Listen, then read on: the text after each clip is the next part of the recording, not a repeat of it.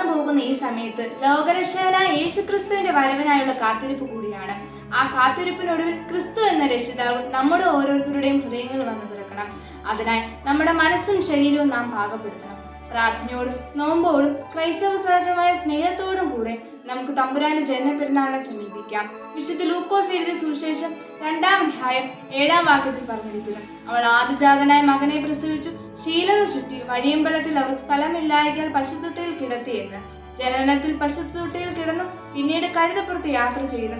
എളിമ, താഴ്മ എന്നീ വലിയ മാതൃകയാണ് നമുക്ക് കാണിച്ചു തന്നത്. പരിശുദ്ധ ദൈവമാതാവിന്റെ ജീവിതത്തിലൂടെ താഴ്മ നമുക്ക് കാണിച്ചു തന്നിട്ടുണ്ട്. ആയതിനാൽ നാമും താഴ്മയുള്ളവരായി മാറി പരിശുദ്ധ നോമ്പ് വിശുദ്ധിയോടുകൂടി ആചരിച്ചും കൊണ്ട് ക്രിസ്തുവിനെ നമ്മുടെ ഹൃദയങ്ങൾ വരവേൽക്കണം. റൂബേന്മാരിന്റെ തേരിന്റെ പ്രാഗൽഭ്യത്തെ ഉപേക്ഷിച്ച് പുൽക്കൂടിന്റെ എളിമയെ പുൽകിയ തമ്പുരാന്റെ വിനയം നമ്മളിൽ നിറയട്ടെ. ആയതിലൂടെ നമ്മുടെ സഭയ്ക്കും സമൂഹത്തിനും ക്രിസ്മസിന്റെ മഹാസന്തോഷം പകരുവാൻ സാധിക്കട്ടെ എന്ന് പ്രാർത്ഥിക്കുന്നു, ആശംസിക്കുന്നു. ദൈവം നമ്മെ അനുഗ്രഹിക്കട്ടെ.